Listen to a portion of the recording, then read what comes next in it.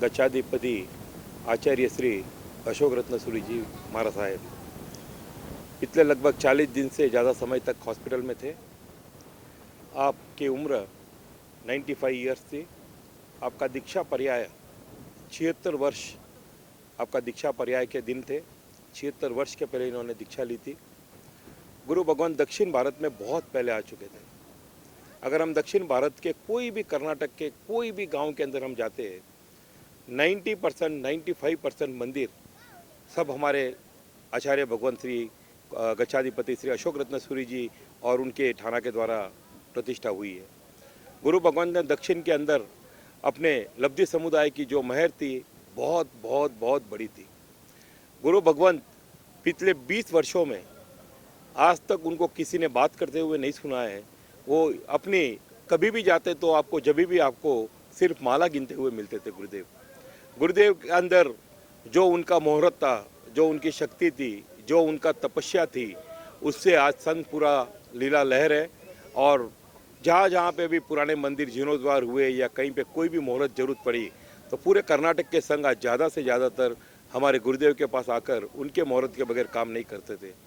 आज ऐसे गुरु का एक युग हम देख रहे हैं आज ख़त्म हो रहा है। आज हमारे गुरु जिनका हमारे ऊपर आसरा था कर्नाटक के अंदर, हमारे गच्छाधिपति आज हमारे बीच नहीं रहे।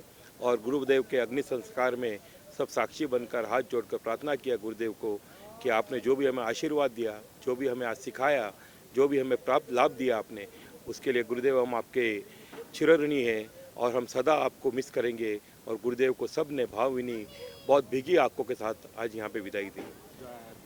गुरुदेव के द्वारा आज से लगभग 15 वर्ष के पहले मेरा गुरुदेव के साथ संपर्क हुआ। मेरा दोस्त मुझे ले गया और हमारे यहाँ पे कोई एक बहुत बड़ा सामाजिक कार्यक्रम का आयोजन था और यहाँ पूरे बेंगलोर में घना घोर कटा एकदम वातावरण छाया हुआ था। मेरे दोस्त ने कहा गुरुदेव लब्धि धाम में है, आप चलो, मैं गुरुदेव से प्रार्थना करता हूँ कि आपका शाम का सामाजिक कार्यक्रम सफल होगा।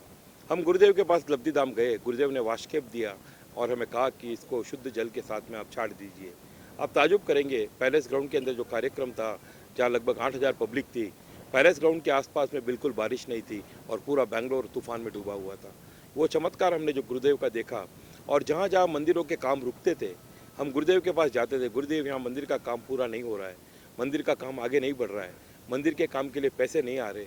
गुरुदेव के द्वारा मंत्रित हमें वाष्केप मिलता था और हम उसको शुद्ध जल के अंदर उसमें डाल के उसको छांटते थे और हमारी वहाँ का पूरा काम पूरा हो जाता था। ऐसे कई कई कई कार्यों के अंदर जहाँ जहाँ सामाजिक और धार्मिक बड़े बड़े कार्य थे वहाँ पे गुरुदेव का चमत्कार साक्षात देखा है हमने। और गुरुदेव के द्वारा मुहूर्त हमारे परिवार के द्वारा भी 2012 में संघ लेके गए थे। गुरुदेव के द्वारा दिया हुआ मुहूर्त आज तक असफल नहीं हुआ। कहीं पे भी निर्विघ्न चाहे प्रतिष्ठा हो, चाहे संघ हो, चाहे यात्रा हो, वो एकदम हमारे गुरुदेव की, इस गुरुदेव के मुहूर्त के द्वारा हमें होता था। तो ये हमारे लिए एक बहुत बड़ी शक्ति थी जो आज हमारे बीच नहीं है।